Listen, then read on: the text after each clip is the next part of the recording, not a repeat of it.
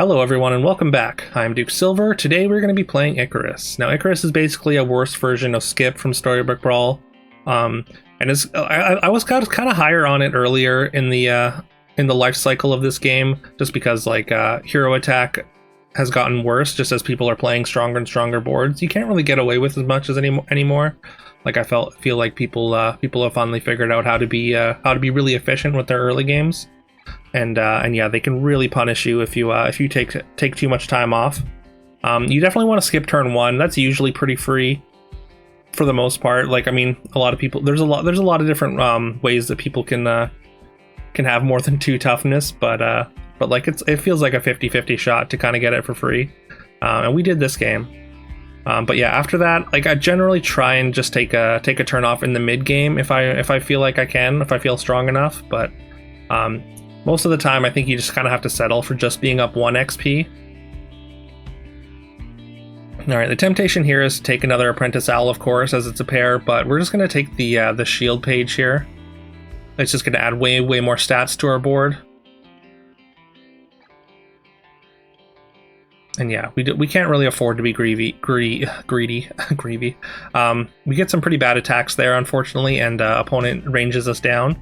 So we do take a pretty big hit there. We're still behind, even just missing that one turn. You can see, like I said, the people are building very strong boards early, so you got to be kind of leery of that. We're gonna pick up I believe it's Board Farmhand, or I forgot the name of this farmer, anyways. But it works. This one works really well with Dachshund. I guess the Plowman also works pretty well with Dachshund, because Dachshund puts +4/+4 food stats on them. And this one in particular loses only 50% of their food stats per turn.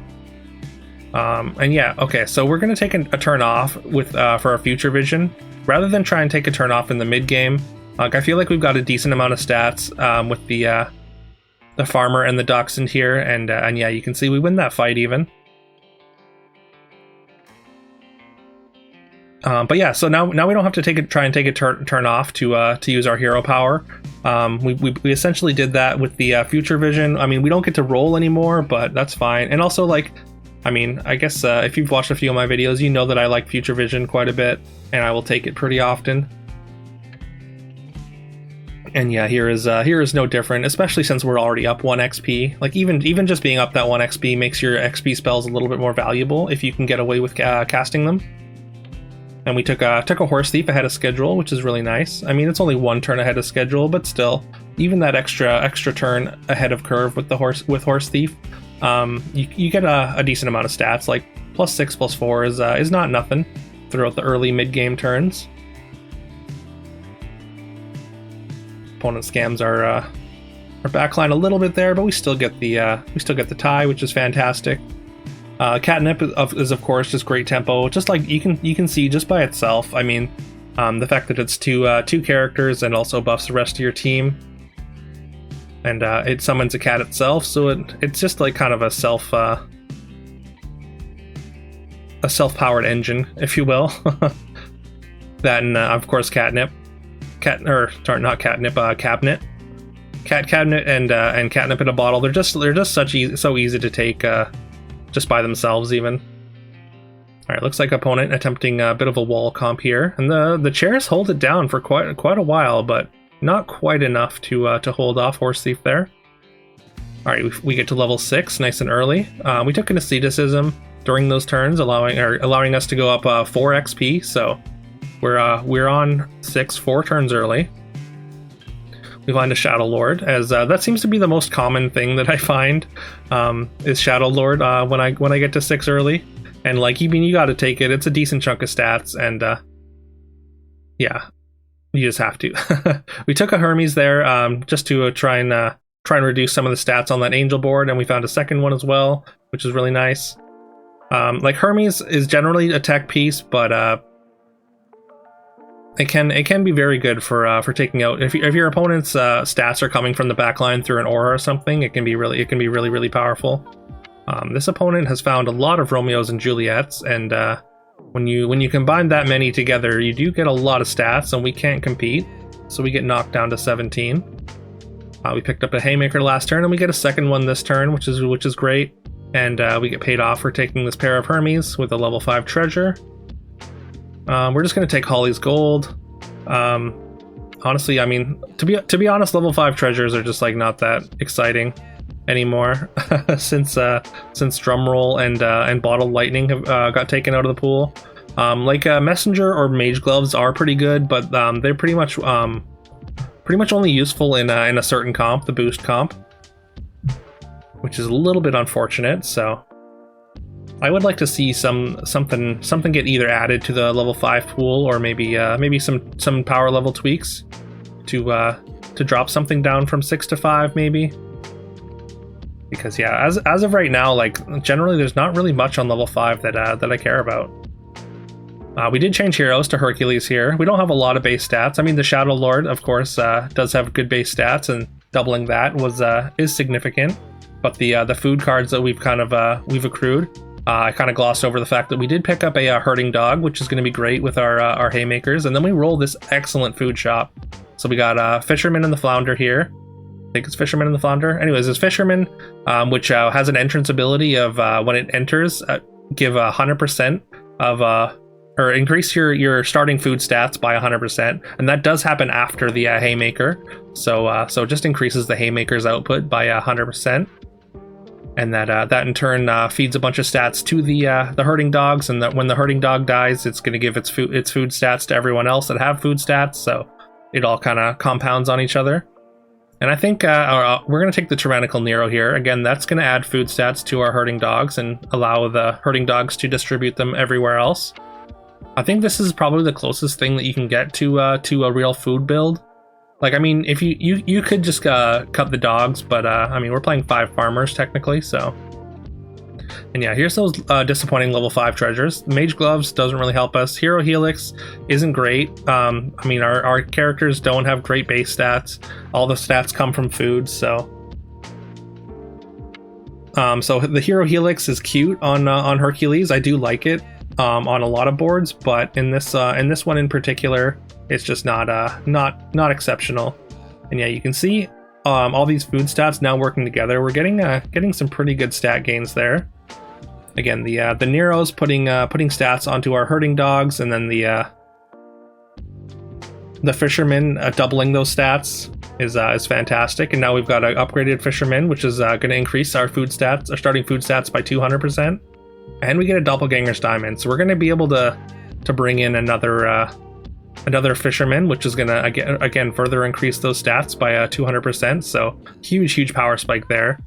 Unfortunately, nothing super exciting with the hero change there, but we do get to switch into Savitri, and because we have the Hero Helix, we get 2 revive charges, so we're feeling very comfortable. Even if we lose several combats in a row, we're going to be able to kind of dig for any pieces we need to go over the top here. Gonna happily take a Mirror Fairy, of course. Eventually that's going to fit on the board. Actually, it fits on the board now over the Haymaker. Also, fun fact, something that I found out recently that doesn't seem intuitive, but the Haymaker, your characters retain 20 or 40% of their stats. That actually works in hand, so you don't have to have it on the board for your characters to retain their food stats.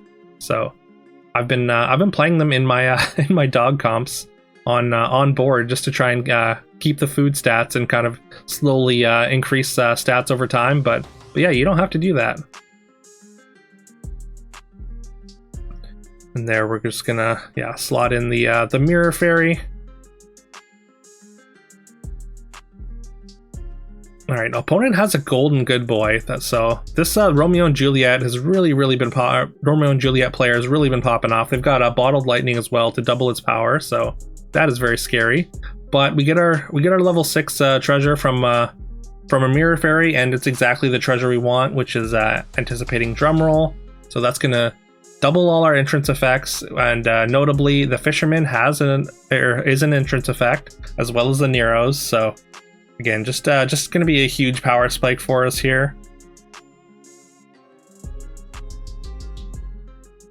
Now we just need we're basically just looking. I mean, I don't think we would triple Nero, just because that would make or no, if we triple Nero at this point, it would be fine. We're mostly looking for triples, I guess. and items to double our entrances at this point. Yeah, you can see opponents got a pretty good mage board, but our food stats is just enough to overwhelm them.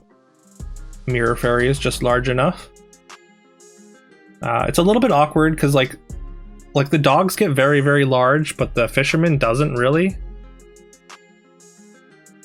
So there might be a more, maybe a more ideal version of like the food comp, but so far this is the best one that I've been able to come up with. Also, there's a symbol of unity, but we don't have. Well, I mean, we do have dying breath triggers, but I don't think we can justify trying to jam a purple puff into our comp.